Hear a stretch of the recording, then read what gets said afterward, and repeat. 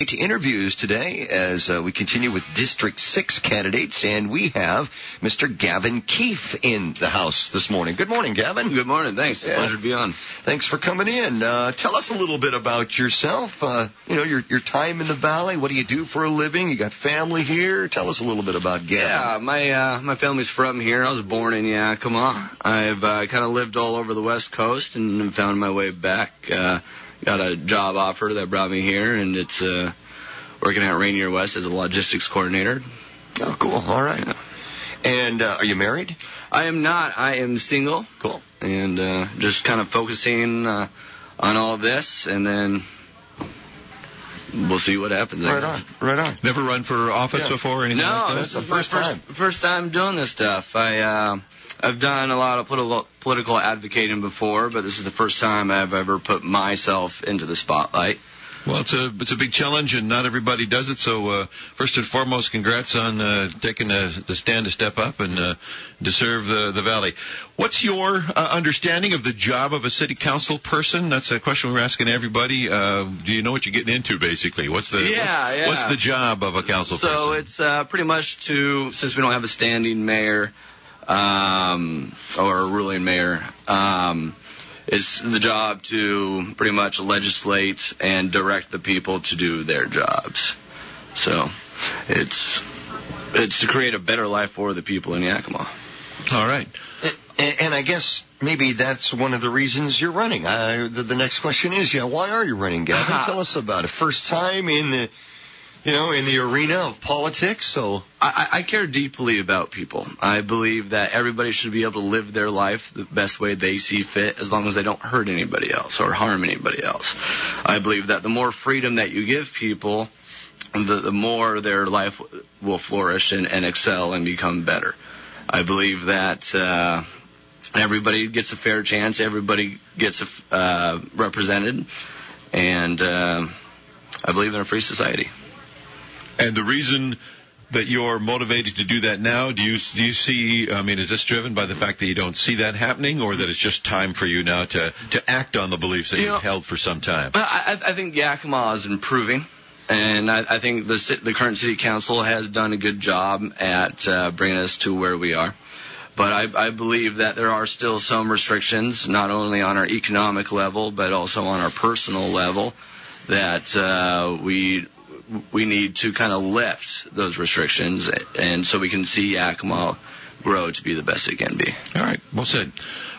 Skills and abilities. Everybody has to do a personal assessment to see if they think they've got what it takes to do that job. As you look over your own past and experiences and capabilities, what do you think that you bring to the table that would make you an effective member on the council?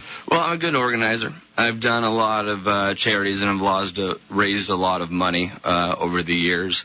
I'm the director of Region 6 for the Libertarian Party. Before I moved here, there was zero presence in that Region 6 is basically all of Central Washington. Mm-hmm. And there was zero presence, and now within a year we have leaders in every city. We've seen our memberships go up 100%. I love people. I love all people, and I want everybody to excel at the cost of nobody. And I believe that my philosophies and my passion for the people will help everybody in Yakima. All right. Gavin, here all your life, you went away for a little bit like a lot of us did, and it kind of drew us back. Yeah. Like a magnet, What's best about Yakima that you think is I like the diversity of Yakima. The diversity. I like the people in Yakima. You can meet so many different philosophies just going door to door. Every person's different, and I love that. And and you can't beat the weather. I've never been this tan in my life. You look good, buddy. You're looking good. Well, I guess from the best to the biggest challenges. Yeah. Obviously, any city faces challenges, and some of those are things that the council can deal with, and some of them are things that they can't. As you assess your hometown, what are some of the biggest challenges facing Yakima? Our poverty rate. We have a lot of people living in poverty, and that needs to change. We need to give more economic freedom to the people. We need to kind of make Yakima a utopia for economics, as crazy as that might sound. But the less restrictions we put on businesses and people, the more companies that will want to come here, and more people in Yakima that will want to start a business. And the more businesses that we have, and the more jobs we have, and the less people that live in poverty. I think that's the most important thing facing Yakima right now. It is 8:20. We're talking with a candidate for City Council in the 6th District, Gavin Keefe, and we're continuing our conversation. This time, Lance, I guess some of the things that Council's already wrestling with, right? Yeah, some things are already in motion. We want just get your take on a couple of things. Obviously, the one of the biggest issues, that proposed plaza in downtown Yakima. Right. I'm against it. I think it's beautiful, and I think there could be potential to it. But a couple things I don't like about it is I don't like, for one, that it's hidden behind Olive Garden. If you're going to create a $14 or more $1 million project, showcase it. And the proposed plaza project, the location, obviously, with the parking, and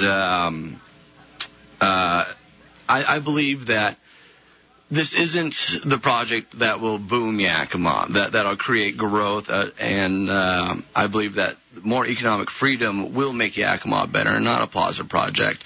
And with 23% of our people living in poverty, we just have more important things to spend money on. The marijuana, the recreational ban on marijuana sales, how do you feel about that? I'm against that as well. I believe that morality should not be legislated on top of the people. I believe that we should uphold the laws 502 that the people of Washington voted in, and I mean, it creates jobs, and Yakima needs jobs. At the Spokane Job Fair, 850 people showed up to the cannabis job fair. It brings jobs. It brings more money into our economy. It brings more tax revenue to the city. I mean, Union Gap doesn't know what to do with the money that they have, and that's just more freedom to more people. Public art. I'm for it. I like art. You know, I'm an artist myself. I'd like to see it paid for by people who want to put it up, and not necessarily by the city. But anything to make Yakima prettier at low cost to the city. Economic development. How do you feel about the city being involved in economic development? I believe that we shouldn't really necessarily legislate businesses, unless they're harmful to people or such. But if we get the city out of the way as much as possible and let people create the free markets, because it's proven over history that free markets is what lifts people out of poverty. And the freer our economy is, the more businesses will open, the more people will excel. And last, public safety. Police, do we need to change anything? What do you think about it in the city of Yakima? We've done mass improvements over the last 20 years. There's no denying that whatsoever. But I believe our police should focus on crimes of the victims. And because in my opinion, there is no crime if there is no victim. And if we could have our police focusing on the crimes that matter, the violent crime, the property crime, the murder, and etc. If our cops focus on that, we'll see the dangerous crimes go down, while the giving the freedom to people to make their own choices, as long as they don't harm anybody else. Part of the layout of this year's election that has the media attention is that it's the first time that all of the 7 seats have been up at the same time, and it's the first time that we've done a district-only election. In the past, primaries were handled by the districts, but then everybody voted on the candidates. This time you'll be just the people in the 6th district that you'll be having to answer to. The ACLU case, did that influence your decision to run? Would you continue with the appeal? What's your understanding and take on the whole ACLU thing? Well, of course I had a decision, or because if it didn't happen, I wouldn't be running technically, right? But it did. I believe everybody deserves to be represented. I believe that if you're here, that you deserve the same rights as everybody else, and that nobody should be suppressed in the voting booths. So. Okay. What's your understanding of what could come? I mean, do you know about the concept of voter inequality and the whole one person one vote thing that the Supreme Court's messing with right now with the Texas case that could come back to deal with Yakima? It's really definitely following it. It's definitely interesting to see what can happen, and I mean. We're all at the mercy of the court. Last word, Gavin. I guess this is your chance. Go ahead. Since we got a couple more minutes, I'm just going to ask you one more question in regard to this. District 6, there are 9,625 citizen voting age people. Yep. So just short of 10 grand. District 1, 4,998. Call it 5 grand. That's 2 to 1. It's true, but we're wanting to legislate the districts right now on the voters that are right now, opposed to the people that are in there, right? So that number's always going to change. If District 1 and District 2 get more representation, you'll see an increase in people wanting to vote. So then if we see a huge increase in Districts 1 and 2, does that mean we have to rezone it again? Every 10 years it gets reviewed due to the census, and when you get within a 10% deviation, you're supposed to redraw lines. Right.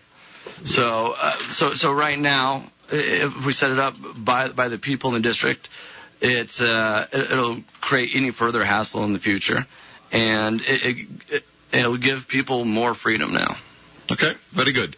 And as Lance was about to tell you, all ears on you. Your chance to kind of make your pitch to the Yakima Valley on behalf of yourself in a run for the primary. What do you want folks to take away from this? Well, I want people to understand that I want everybody to excel. I believe that the more freedom that you give people, the better their lives will become. I want to make Yakima the freest city in our country. I won't ever legislate my morality onto the people. I'll always do what is best for the city, even if it goes against my personal views. I believe that Yakima can and it will be better, and I want to see Yakima live up to its full potential. Well said. Gavin Keefe, thanks very much. Thank you, Gavin. We wish you the best of luck, and if you are one of the ones moving forward, we'd love to have you come back and have a more extended conversation with you, maybe probe some of your positions and talk a little bit about some of your specific plans that you may have for the city. So best of good luck, and we hope to see you down the road. Yeah, thank you. It was a pleasure to be on. Thank you, Gavin. It's the Morning News, AM 1280, FM 99.3, News Talk, KIT.